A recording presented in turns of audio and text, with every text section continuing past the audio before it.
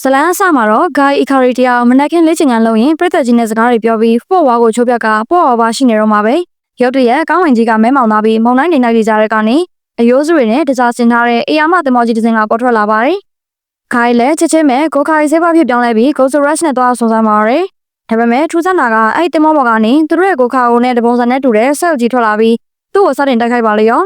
အဲ့ကိုခါရိုတူကဂိုင်းကိုနိုင်ပြီးတဲ့အခါကိုခါရီကဖွဲ့သားတွေကိုသမောစီလွှတ်လိုက်ဖို့မှာခဲ့ပြီးသမောကြီးနဲ့တူပြောက်ကွယ်သွားပါတယ်။ကိုခိုင်ဂါလီယွန်သမောပေါ်မှာတော့အဖွဲ့သားတွေဟာဒီလူဝိုင်ဆန်းကျဲတဲ့သမောအကြောင်းကိုစုံစမ်းကြရင်ဒါဟာစကြဝဠာအနှံခီးသွားပြီးတည်ဆုံတဲ့ဝိညာဉ်တွေကိုလိုက်လံစုဆောင်းနေတဲ့တရေသမောဖြစ်ကြောင်းသိလိုက်ရပါတယ်။ကောလာဟာလာရီယာဒီတရေသမောပေါ်မှာနဗယားမျက်လုံးလို့ခေါ်တဲ့ယရနာရှိပြီးပိုင်ဆိုင်တဲ့သူရဲ့ဆူတောင်းမှန်သမျှကိုဖြည့်ဆည်းပေးနိုင်တယ်လို့ဆိုကြပါတယ်။ဒါဟာစကြဝဠာရဲ့အကြီးမားဆုံးယရနာကိုရှာဖွေဖို့အကောင်းဆုံးခွင့်ရပဲလို့တွေးမိတဲ့မာဗီလျက်စ်တို့အဖွဲ့ဟာတရေသမောစီကိုဥတီထွက်ခွာကြပါရယ်။တရေသမောကိုတွေ့တဲ့အခါရိုးကောင်းပုံစံအိုပိုင်းရဲ့ပါးစပ်ပေါင်တွေကိုဝယ်ပြီးစိုက်ကပ်လိုက်ကြပါရယ်။စိတ်ရှုပ်စရာကောင်းတဲ့တရေသုံးအောင်စီကနေမီရွယ်ပဲလက်ညွန်ချက်တွေရပြီးတဲ့နောက်မှာတော့သူတို့ဟာတင်မောရဲ့ပင်မခမ်းမကိုရောက်သွားကြပါတယ်။အဲဒီမှာအေယာမရိုးကောင်းကြီးရဲ့ဗရန်မျက်လုံးနေရာမှာတက်ဆင်ထားတဲ့ကော့အိုင်ကိုတွေ့ရပေမဲ့တင်မောကပတိန်လော့စတာကသူတို့ကိုတားဆီးလိုက်ပြီးရိုးကောင်းကြီးရဲ့ပါဇက်ကိုဖွင့်ပြီးပလန်တွေများတွေကိုတခြားကဘာတစ်ခုစီဆွဲချလိုက်ပါရတယ်။သူတို့ရောက်သွားတဲ့နေရာကတော့ပန်းချံတစ်ခုပါ။ဒါပေမဲ့တာမန်ပန်းချံမဟုတ်ပဲအရင်ကစူပါစန်တိုင်းဇလန်တွေကဗီလိန်ဖွဲ့သားဝိညာဉ်တွေဝိုင်းထားတာကိုခံလိုက်ရပါတယ်။ကိုခိုင်ကာတွေကတော်တော်များများကိုရှင်းလင်းလိုက်နိုင်ပေမဲ့ကြံစီရတဲ့အဖွဲ့34ဘက်ကအကောင့်နဲ့ကုန်ပွားပြီးတော့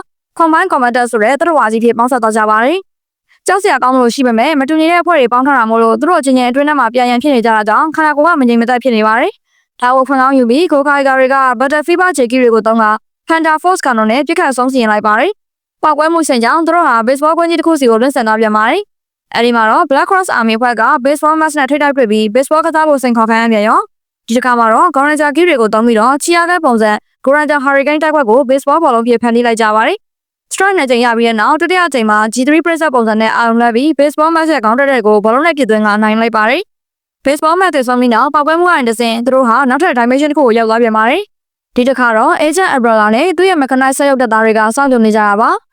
ကောင်းလင်ဘော်ကထောက်ပေါက်တကပိတ်ခန့်ပြီးဖြစ်နေပြီမို့လို့အဖွဲ့သားတွေက Dagger Ranger Key တွေနဲ့ Iron Red တက်ခိုက်ပေးထားပြီး Captain Marvelous တယောက်တည်း German Key ကိုသုံးကပြန်တမ်းပြီးတော့တရေသမောစီကိုပြန်သွားပါရယ်။တင်မောပေါ်မှာ Lost နဲ့ချိန်နဲ့တက်ခိုက်ကြရင် God Eye ဟာစုတစုတွေကိုသာဖျက်ဆီးပေးနိုင်မှ Marvelous တိလိုက်ရပါတယ်။သူနဲ့ Lost တို့ရဲ့ Final Wave တိုက်ပွဲတွေပောက်ကွဲသွားတဲ့ခိုက်တက်မှာ Marvelous ဟာ God Eye ကိုလမ်းဆွဲပြီးရတနာထက်သူ့အဖွဲ့သားတွေဘေးကင်းကင်းနဲ့ပြန်လာဖို့ပဲဆူတောင်းလိုက်ပါရယ်။ဆူတောင်းပြေသွားပြီးတဲ့နောက် God Eye ဟာတရုံးဖြစ်ပြောင်းပြီးတော့ကွဲချေသွားပါရယ်။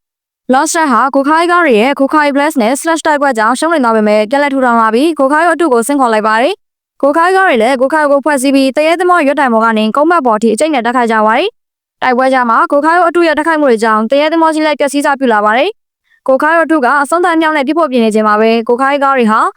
Very Bloom, Past Striker, Magi Dragon, GK Tiger နဲ့ Dragon Header စတဲ့မရှာဟောင်းတွေကိုဆင့်ခေါ်ပြီးကိုခိုင်ရဲ့အတုကိုဝင်ရောက်တက်ခိုက်ခိုင်းလိုက်ပါရယ်။ရလက်အနေနဲ့ကိုခိုင်ရဲ့အတုဟာရိုးအောင်ကြီးရဲ့ပါဇက်ထဲလွှင့်ဆင်သွားပြီးစက္ကန့်ပိုင်းကြာမှာပဲတရေသမောကြီးရောကိုခိုင်ရဲ့အတုဟာပောက်ကွဲပျက်စီးသွားပါရယ်။ကိုခိုင်ကားတွေကတော့ Magi ကိုခိုင်ရဲ့ပုံစံနဲ့ဘေကင်းစွာပြန်တန်းထွက်ခွာလာနိုင်ခဲ့ပါရယ်။စတိုင်းကမ်းမှာတော့ကိုခိုင်ဂါလီယွန်ပေါ်မှာအောင်မခံညစာစားနေကြတော့ခိုင်ရောက်လာပါရယ်။သူကဘာတွေဖြစ်ကြလဲရန်သိချင်နေပေမဲ့ Marvelous ကကိုအိုင်းကအတူကြီးပါကောင်ကိုညာပြောလိုက်တော့ဂိုင်းရောက်စိတ်ပြတ်သွားပါရယ်။တကယ်တော့သူ့အဖွဲ့သားတွေကိုကဲဖို့ဆူတောင်းခဲ့တာကိုလှုပ်ဝက်ထားတာပါ။အဲဒီနောက်စက်တူရွေးလေးနာဗီကအဖွဲ့သားတွေအကြောင်းစကားခင်းရင်းနဲ့အဖွဲ့ဝင်6ယောက်ဆိုတာ9ယောက်လောက်နောက်ထောင်လို့မကောင်းဟာလို့စောင့်လိုက်တာကြောင့်ဂိုင်းတယောက်စိတ်သက်ကြပြီးကျင်းခက်ပုံနဲ့ဇလိုင်းလေးပြီးဆုံးသွားပါရယ်။